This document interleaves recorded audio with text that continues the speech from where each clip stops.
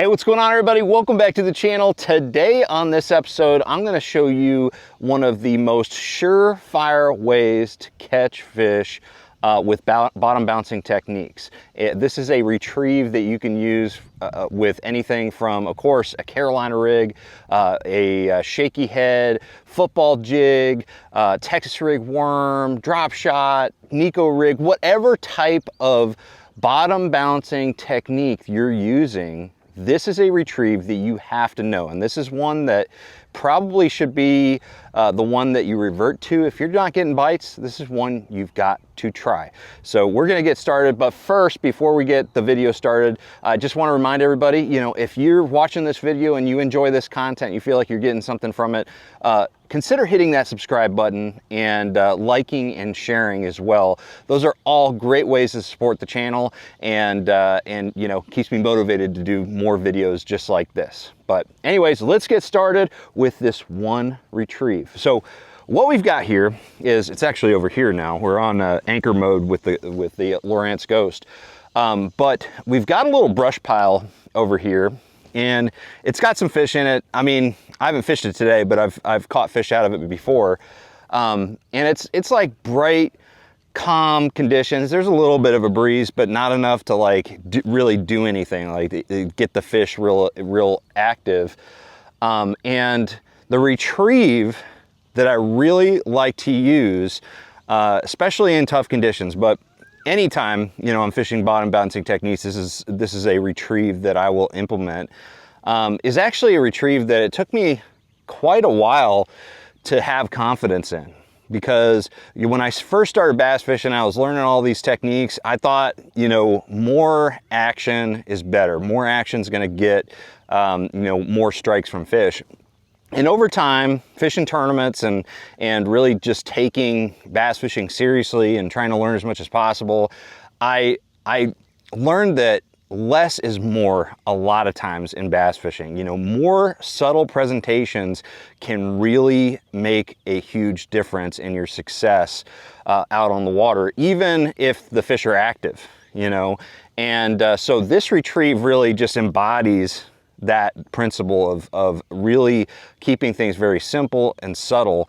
And essentially, the one retrieve that you have to know for bottom bouncing techniques is simply dragging. So let's go ahead and get started. I'm gonna cast to where I think the brush pile is, okay? And the whole trick here is you wanna make sure that you're maintaining bottom contact. You always wanna feel the bottom, what I call counting rocks. So counting shells, counting rocks, however you want to kind of think of it, you're essentially just trying to feel every little bit of the bottom as you pull that along, and then you'll reel in a little bit of slack.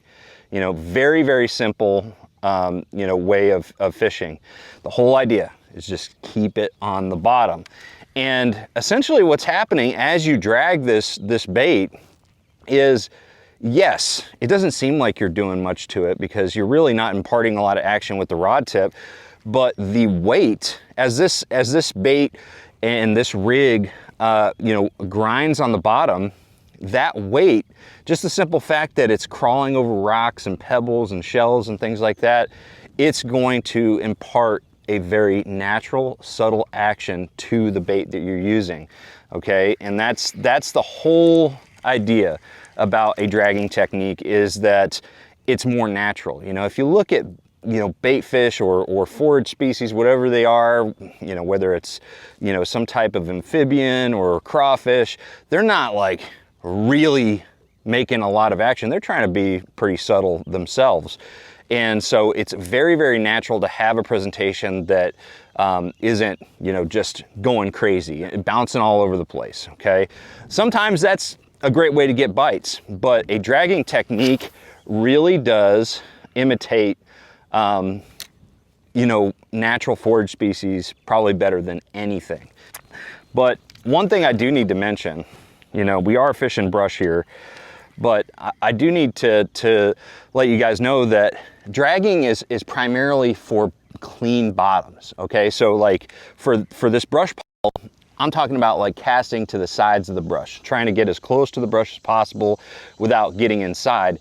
because once you get inside the brush, you know, you need more of a hopping technique to really work that bait through that cover, and that goes for grass, it goes through for big rocks or something like that. So a dragging technique is really something you want to implement on fairly clean bottom, you know, where you can drag it and it's not gonna have to hop over any, you know, specific target. So that's kind of a key. So if you have like a long tapering point or something like that with a lot of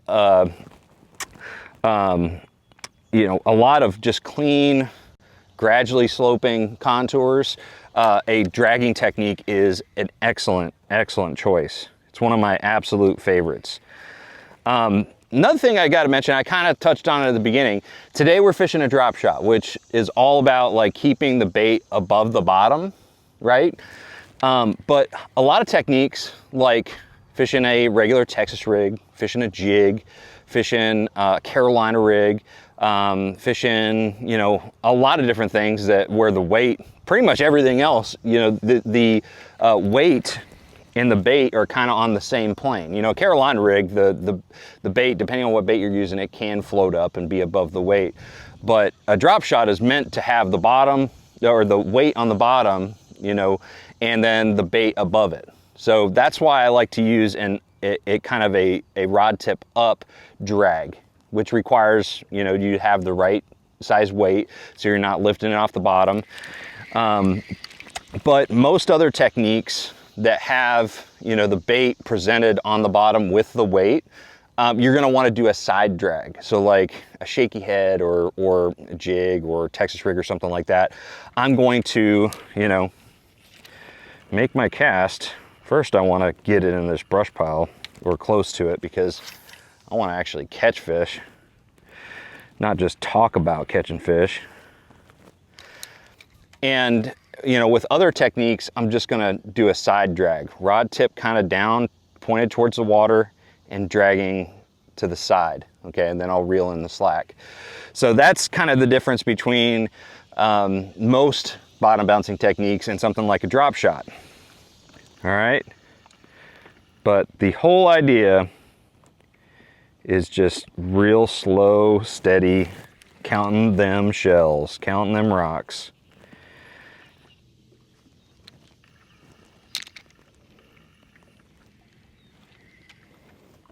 Here's a fish. There's a fish. On the drag. All right. Choked it.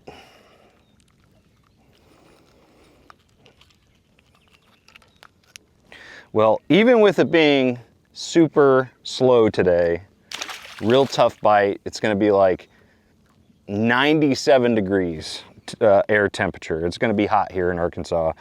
The drag still works. In fact, it's, like I said, it's the most dependable way to fish a bottom bouncing technique, no matter what it is.